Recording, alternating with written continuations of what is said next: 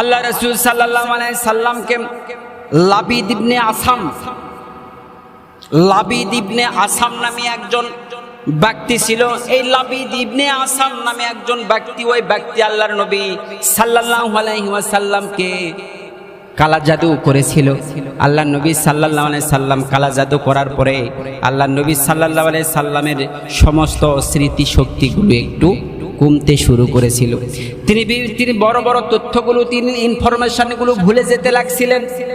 তিনি হঠাৎ করেই দেখলেন যে আমি আমার গুরুত্বপূর্ণ জিনিসগুলো মনে করতে পারছি না, কেমন যেন একটু মাথাটা ভারী ভারী লাগে। আল্লাহর নবী সাল্লাল্লাহু আলাইহি সাল্লাম তিনি ঝিম ধরে বসে থাকতেন, মন খারাপ করে বসে থাকতেন। কেমন জানি জানা জিনিসগুলো তার ভুল হওয়ার সম্ভাবনা দেখা দিচ্ছিল।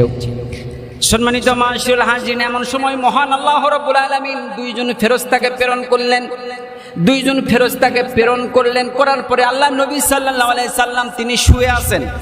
মাথার কাছে একজন ফেরেশতা বসলেন এবং পায়ের কাছে একজন ফেরেশতা বসলেন। বসার পরে পায়ের কাছে যে ফেরেশতা বসে আছে, মাথার কাছে ফেরেশতা যে বসে আছে, পায়ের কাছে বসে থাকা ফেরেশতা মাথার কাছে বসে থাকা ফেরেশতাকে প্রশ্ন করছে, আল্লাহর নবীর কি হয়েছে? মাথার কাছে এবার যে আল্লাহর নবী সাল্লাল্লাহু আলাইহি সাল্লামের মাথার কাছে যে ফেরেশতারা বসে আছে, এই ফেরেশতা এখন প্রশ্নের উত্তরে বলছেন যে এই হলো আল্লাহর নবী সাল্লাল্লাহু আলাইহি সাল্লামকে লাবিদ ইবনে আসাম নামে ওই ব্যক্তি কালা জাদু করেছে। এইবার মাথার কাছে যে ফেরেশতা আছে, ফেরেশতা আবার বলছে আল্লাহর নবী সাল্লাল্লাহু আলাইহি সাল্লামকে কালা জাদু করেছে, তার নাম কি? ওই দ্বিতীয় ফেরেশতা আবার বলে তার নাম হচ্ছে লাবিদ ইবনে আসাম। লাবিদ ইবনে আসাম।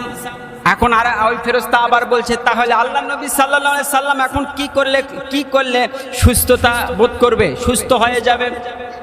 এবার দ্বিতীয় ফেরেশতা আবার উত্তরে বলছেন আল্লাহর নবী সাল্লাল্লাহু আলাইহি সাল্লামের চিরুনি এবং মাথার চুল লাবিদ ইবনে আসাম নামে যে ব্যক্তিটি আছে ওই ব্যক্তি নিয়ে যায় ওই অমুক জায়গাতে পাথরের নিচে আল্লাহ রাসূল সাল্লাল্লাহু আলাইহি সাল্লাম এর চুল পাথরের মধ্যে চাপা দিয়ে রেখে দিয়েছে। অথচ রাসূল সাল্লাল্লাহু আলাইহি সাল্লামের আদর্শ সম্পর্কে সে জানতো, তারা সবাই জানতো, তবুও আল্লাহর নবী সাল্লাল্লাহু আলাইহি সাল্লামকে কালা জাদু করে শেষ করে দেওয়ার ষড়যন্ত্র তারা এঁকেছিল। এবার একজন ফেরেশতা আর একজন ফেরেশতাকে বলছে আল্লাহর নবী সাল্লাল্লাহু আলাইহি সাল্লামকে যে কালা জাদু করলো এটা কিভাবে করা হয়েছে?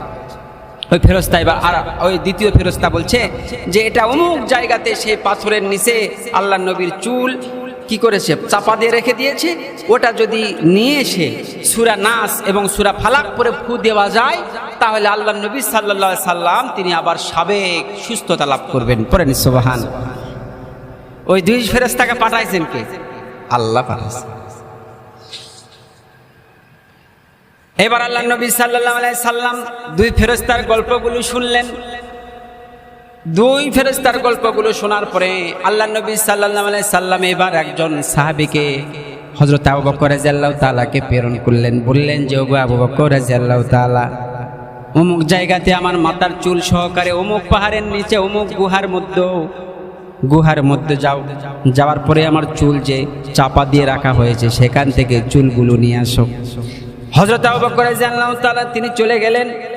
ঠিক যেভাবে বলা হয়েছিল ঠিক সেভাবেই সে পাথর চাপা দিয়ে আল্লাহর নবী সাল্লাল্লাহু আলাইহি সাল্লামের চুলগুলো রেখে দেওয়া হয়েছে। আল্লাহর নবী সাল্লাল্লাহু আলাইহি সাল্লাম এর কাছে তার চুল মোবারকগুলো এনে হাজির করা হলো। আল্লাহর নবী সাল্লাল্লাহু আলাইহি সাল্লামকে এবার আল্লাহ নিজে শিখে দিচ্ছেন তুমি সূরা নাস এবং